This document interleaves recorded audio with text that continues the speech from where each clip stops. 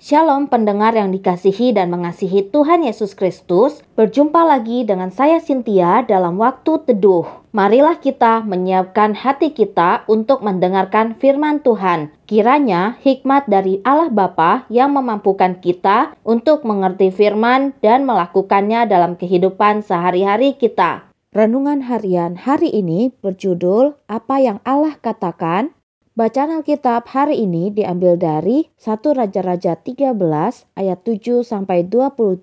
Demikian firman Tuhan. Kemudian berbicaralah raja kepada abdi Allah itu, marilah bersama-sama dengan aku ke rumah, segarkan badanmu, sesudah itu aku hendak memberikan suatu hadiah kepadamu. Tetapi abdi Allah itu berkata kepada raja, sekalipun setengah dari istanamu kau berikan kepadaku, aku tidak mau singgah kepadamu. Juga aku tidak mau makan roti atau minum air di tempat ini. Sebab beginilah diperintahkan kepadaku atas firman Tuhan. Jangan makan roti atau minum air dan jangan kembali melalui jalan yang telah kau tempuh itu. Lalu pergilah ia melalui jalan lain dan tidak kembali melalui jalan yang telah diambilnya untuk datang ke Betel. Di Betel diam seorang nabi tua. Anak-anaknya datang menceritakan kepadanya segala perbuatan yang dilakukan abdi Allah pada hari itu di Betel. Mereka menceritakan juga kepada ayah mereka perkataan yang dikatakannya kepada raja.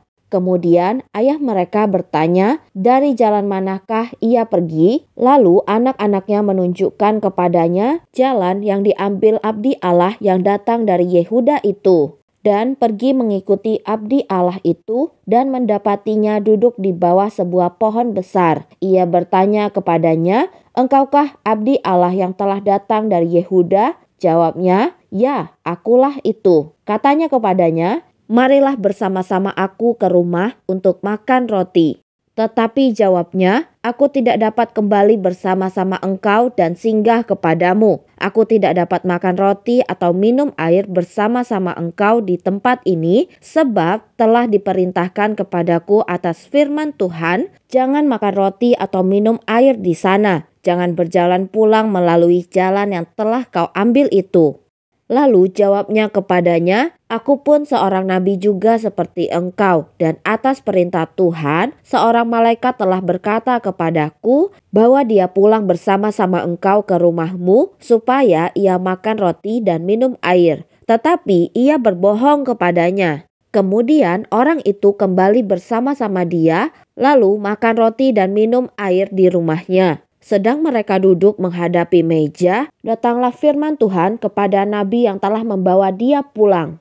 Ia berseru kepada abdi Allah yang telah datang dari Yehuda. Beginilah firman Tuhan, karena engkau telah memberontak terhadap titah Tuhan dan tidak berpegang pada segala perintah yang diperintahkan kepadamu oleh Tuhan Allahmu, tetapi kembali dan makan roti dan minum air di tempat ini, walaupun ia telah berfirman kepadamu, jangan makan roti atau minum air, maka mayatmu tidak akan masuk ke dalam kubur nenek moyangmu. Nas pembimbing hari ini diambil dari 1 Raja-Raja 13 ayat 9. Demikian firman Tuhan. Sebab beginilah diperintahkan kepadaku atas firman Tuhan, jangan makan roti atau minum air dan jangan kembali melalui jalan yang telah kau tempuh itu. Sebuah eksperimen menunjukkan bagaimana para remaja bersikap saat menghadapi tekanan dari teman-teman sebaya. Kelompok-kelompok yang terdiri dari 10 remaja itu dibawa ke dalam sebuah ruangan dan diperintahkan untuk mengangkat tangan saat sang guru menunjuk garis yang terpanjang dari 3 pilihan garis. 9 dari mereka telah diberitahu sebelumnya untuk memilih garis terpanjang kedua. Akan tetapi, satu orang di dalam kelompok itu tidak diberitahu.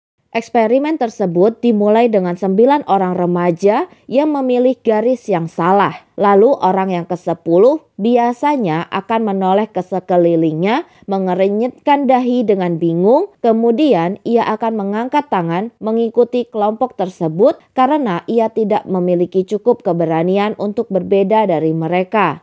Di dalam 1 Raja-Raja 13, seorang nabi Allah yang tak dikenal melakukan tanda-tanda mukjizat di altar di Betel. Namun kemudian setelah kemenangan besar ini, ia mengutip perkataan seorang nabi lain sebagai kebenaran, sekalipun ia tahu perkataan itu bertentangan dengan apa yang telah dikatakan Allah kepadanya. Dan karena ketidaktaatannya itu, ia pun akhirnya tewas oleh seekor singa.